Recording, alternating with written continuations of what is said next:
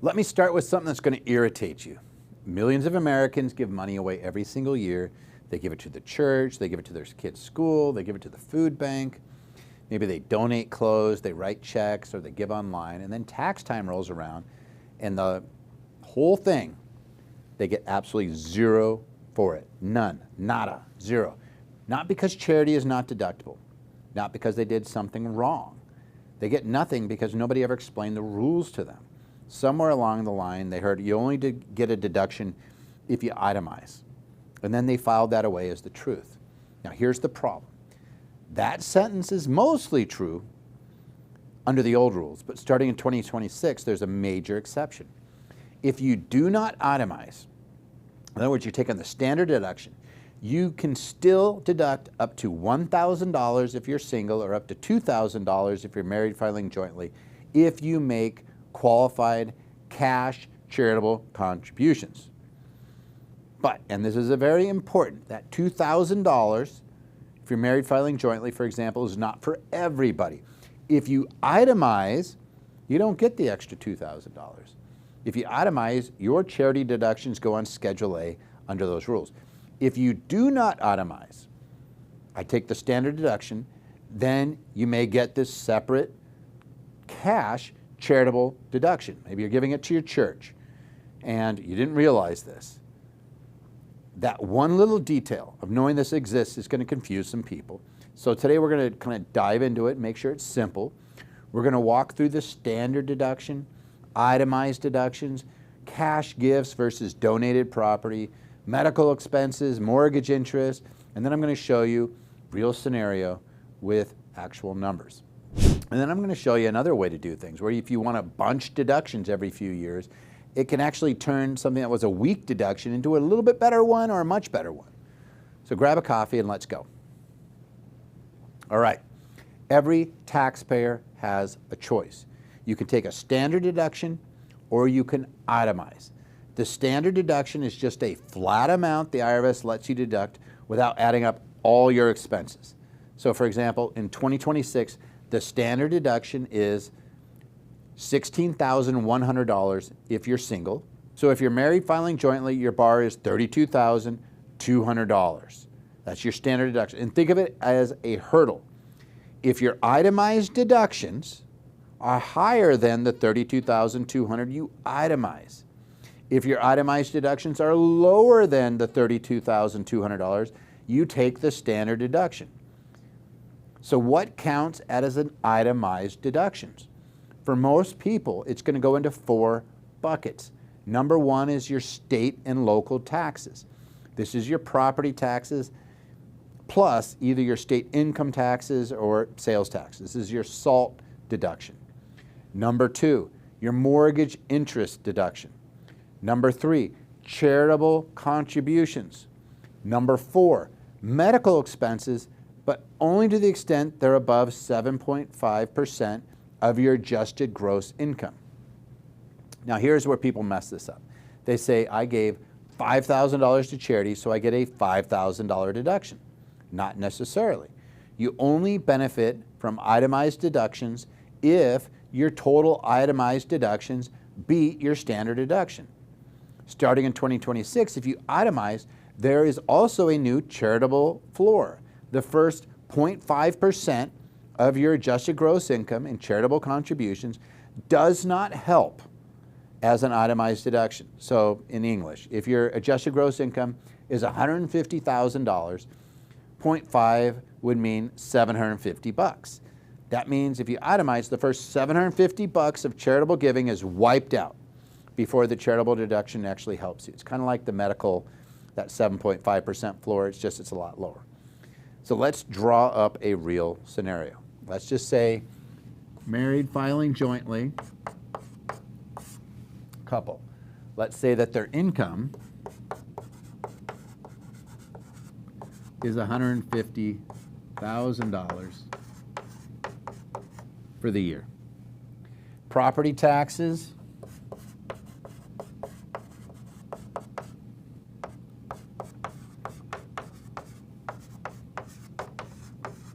let's just say $5,000 for the year. State income taxes,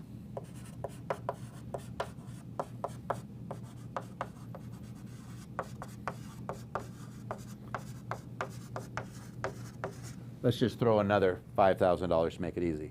And let's say they have mortgage interest.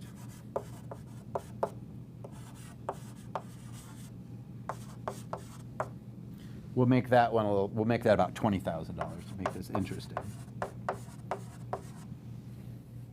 And let's say they gave total charitable giving of $5,000. So, let's just say, I'm just going to put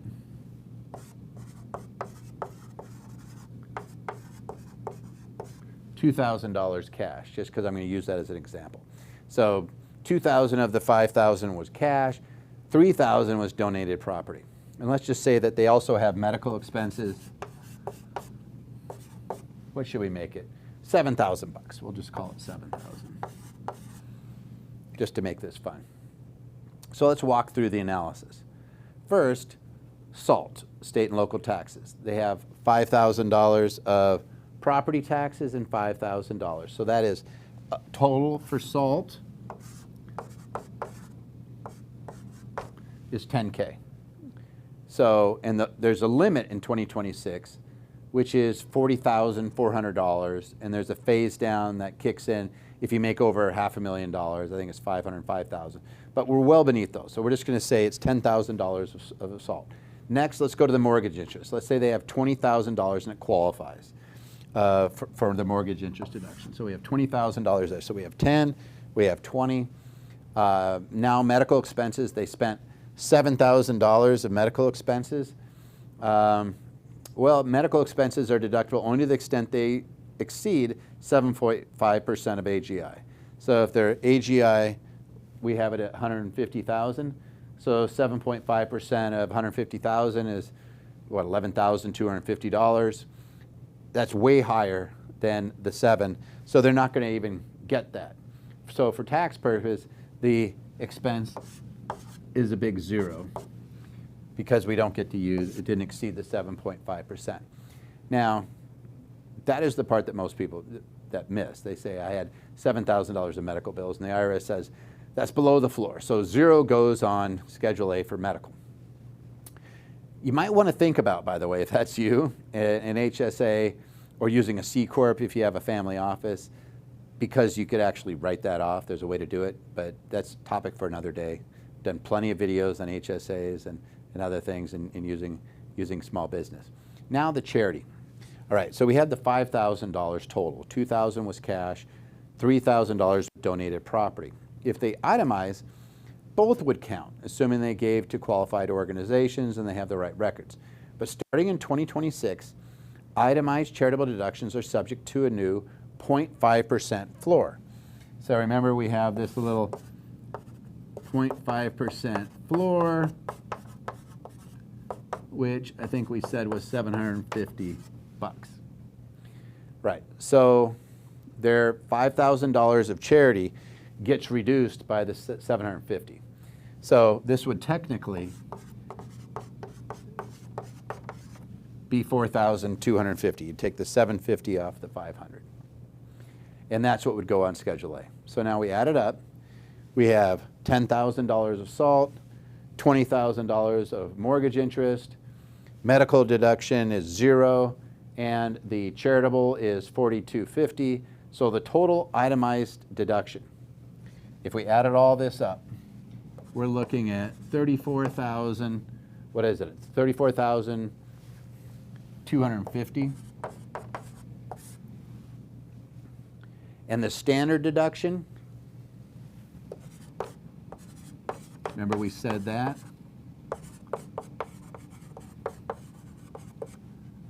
So I would be comparing these two. Put a big old question mark. Which one's better? Should they itemize? Yeah, it's more, but barely. Itemizing gave them $32,250. The standard deduction was $32,200. So itemizing is better by about just over $2,000. Now here, watch the twist. Because they had $2,000 in cash. If they don't itemize, beginning in 2026, they'd still be able to take that $2,000 of cash that they made for charitable contributions because they're married filing jointly. So if they didn't do the itemization, they would get the standard deduction plus $2,000 cash charity. There's like a $50 difference between it. So itemizing gives them $3,250 or $34,250. The standard deduction plus the charity would give them $34,200, like really close. So itemizing still wins, but by like $50, which is crazy. And that's why you actually have to run the numbers. If any of these things are just slightly off, you get a different result. Because in this example, the taxpayer has a mortgage, they have property taxes, state income taxes, medical bills, and charitable giving. And the difference between itemizing and taking the standard deduction was $50. That's why you don't guess, you calculate. And now let's talk about records, because this is where people lose deductions in an audit. I'm just going to go over this real quick. Gifts to individuals are not deductible. So if you give it to your grandkid or you give money to your nephew or a neighbor or somebody else in your family, that's generous, but it's not a charitable deduction. The gift needs to go to a qualified organization. Think of a church or a public charity. For cash, check, or credit cards or other monetary gifts, you need to have a record. And that means the bank record or a written communication from the charity showing the name of the organization, the amount, and the date. And for any contribution of $250 or more, cash or property, you need contemporaneous written acknowledgement from the charity. That acknowledgement needs to say what you gave and whether they gave you anything in return. So if you gave $500 at a charitable dinner, and that dinner was worth $100, you don't get to deduct the $500. You get to deduct the difference between those, $500 minus $100. You would get a $400 deduction under that. So if you want the deduction, stop giving anonymous cash with no records. Give it by check. If your church has an app, give it through the app. Use the envelope they might provide. Maybe there's a written record or acknowledgement there. Use a credit card. Use a year-end statement. Because if you don't have proof, you don't get a deduction. Now let's talk about donated property, because donated property could be deductible if you itemize. That's stuff like clothes, furniture, household goods, old equipment, stocks. Like this is crazy. You get a deduction for the fair market value. All of these qualify if given to a qualified charity and you properly value them, but there's still some more rules. If your non-cash charitable deduction is more than $500, there's a form you file with your 1040 called a Form 8283. If you claim more than $5,000 for an item or a group of similar items, you generally need a qualified appraisal, which is the same Form 8283, but it's Section B. Now, there are exceptions to having to get appraisals, like if you have publicly traded stock, because you can determine the value from the market. But things like Bitcoin, you still have to get an appraisal on. That's crazy, right? But the big point is this. Donated property does not qualify for that $2,000. If you're single, it's $1,000, but married filing jointly, the $2,000 non-itemized cash deduction. That's a special deduction that is for cash gifts. So in our example, the couple gave $2,000 in cash and $3,000 of property. If they do not itemize, the $2,000 of cash could help them, right? They get a nice little deduction. The $3,000 of property, if they don't itemize, does not help them. If they itemize, both could potentially help, subject to the rules. But remember, you only get the $2,000 cash deduction if you take the standard deduction. If you itemize, if you do the Schedule A, if you do the whole shoot and match, you don't get it. So now let's talk a little bit about what wealthy folks do. It's also available to normal people too, but let's say that I have appreciated stock. Let's say you bought stock years ago for $2,000. Today it's worth $10,000. Some people are going to be tempted to sell it. And you're going to have to pay capital gains tax on the $8,000, the difference between the $10,000 that you sold it for and it's $2,000 basis, so you pay tax on $8,000. But if you didn't do that, if you just donated the shares directly to a qualified charity, you're going to get two benefits. Number one, you get a charitable deduction for the fair market value of the stock. It's still $10,000, right? I gave them $10,000 of stock. But number two, you avoid paying capital gains on the built-in gain on that $8,000. You gave them the stock before you sold it. You get the full value of the gift at $10,000. The charity can now sell that stock, and because they're tax exempt, they pay no tax. That is why giving appreciated stock is oftentimes better than giving cash. But again, this is going to be something you're going to use if you're itemizing. It does not qualify for the non-itemizer, the $2,000 cash deduction, or $1,000 if you're single. They're very different tools, very different jobs. Now, since we're talking about giving stocks and things like that, let's talk about bunching, because this is where the planning really gets interesting. So let's go back to our married couple. Every year they have, let's just say, $10,000 of state and local taxes, $20,000 of mortgage interest. They're used to giving $5,000 to charity every year. $2,000 of it is cash. They have no deductible medical expenses because they don't exceed their 7.5 floor. If they give the same $5,000 every year, their itemized deductions, they're going to be around $34,250 after you factor in that new 0.5% charity floor, and that barely beats the standard deduction. Plus, the non-itemizer charitable cash deduction, if we did go to the standard, we'd still get the extra $2,000. So they're doing all this giving, all this itemizing, and the benefit is really tiny. So what if they bunch their deductions? What if instead of giving $5,000 every year, they gave a big chunk of it every 3 years, maybe $15,000 in 1 year. Maybe they bunched 3 years in a row. Then, in year 2 and 3, they gave nothing directly because they've already front-loaded the gifts. And this can be done directly to a charity. You can give them 3 years, like boom, here, I'm just going to transfer you a bunch of appreciated stock, or sometimes people give real estate. Or you could use a donor-advised fund if you still want the charity to receive the money over time. Then I could actually set up a donor-advised fund where I get the deduction now, but I still control that money. I can still invest that money.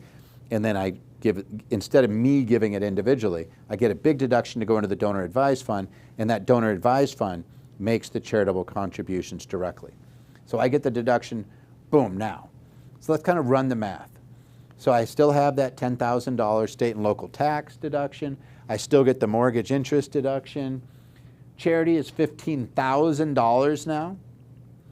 And if you want, just to make it more complicated, if you wanted to give the cash, maybe I'm giving cash to my church or something. If you want to give $2,000 a year in cash and bunch all the property gifts, you could do that.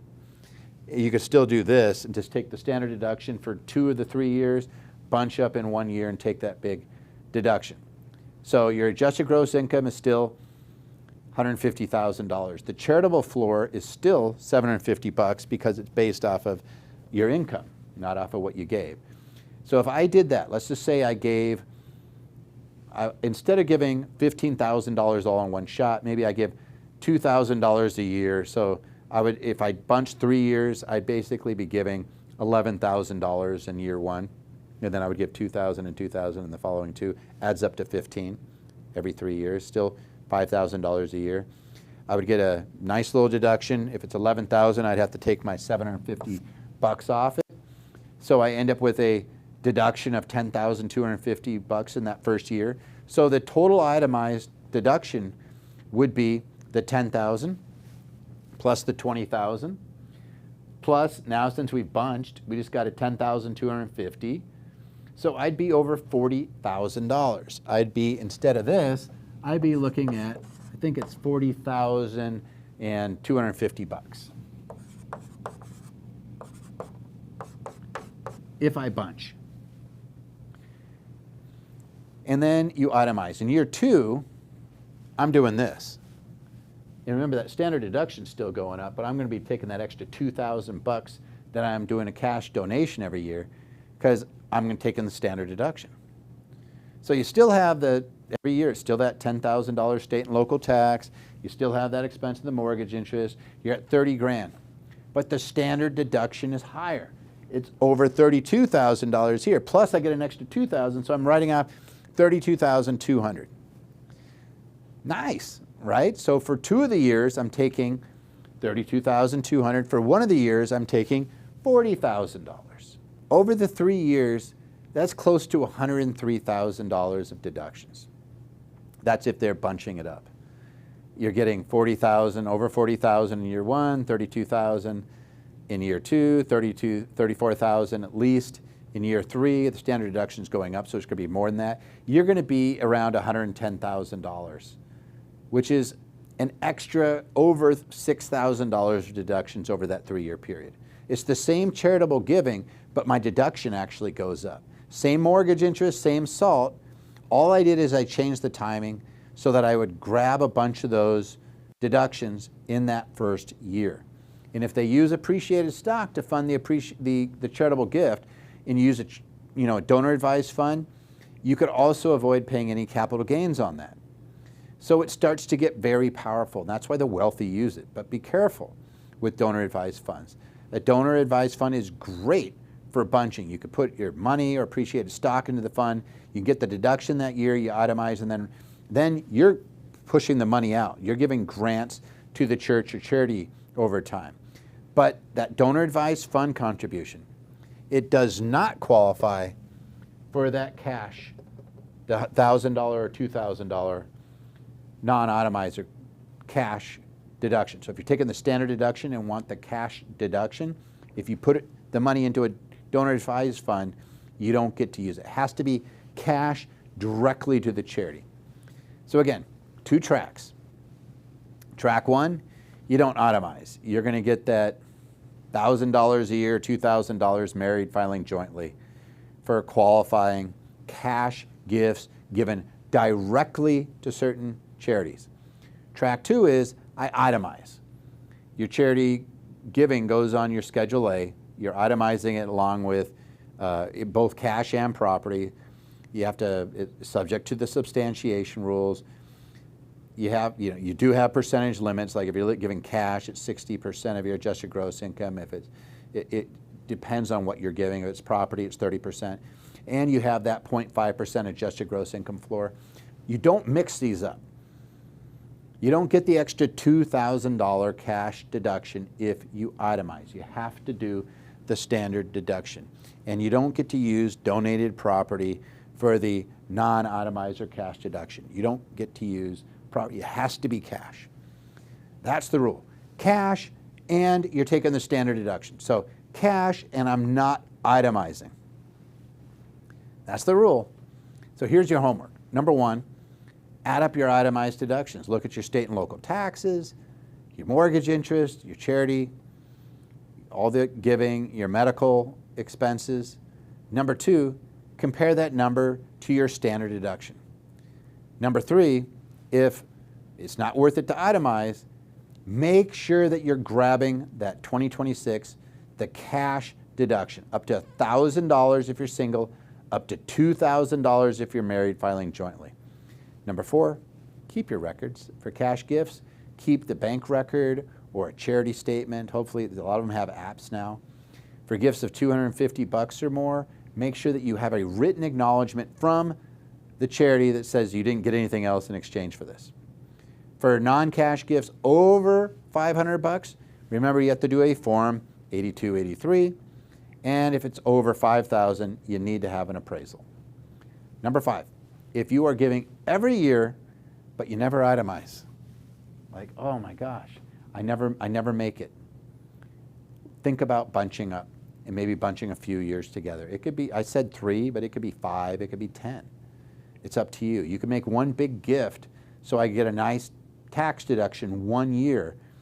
And you're always thinking, maybe you have an extra old house or something that you've depreciated, and you're like, you know what, you literally get to write off the appraised value if you're giving it. You can give it to your charity, you can give it to a donor advised fund. But you can actually do that. Or if I have stocks, it's probably easier with stocks. If I have appreciated stocks, then I donate those.